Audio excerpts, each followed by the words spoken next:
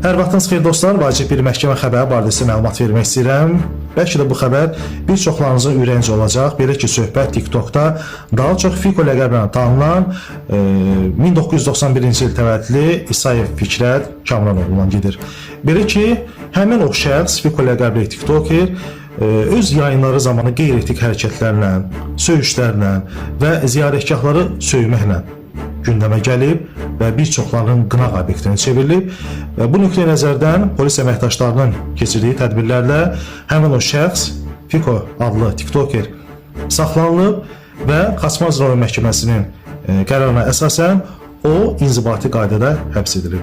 Bir daha qeyd edim ki, Fiko ləqəbli yayıncı yayınları zamanı qeyri-etik hərəkətləri ilə, söyüşləri ilə və ən son Mir Mövsüm ağanı söyməklə gündəmə gəlmişdi və cəmiyyət tərəfindən müəyyən qınaq obyektinə çevrilmişdi.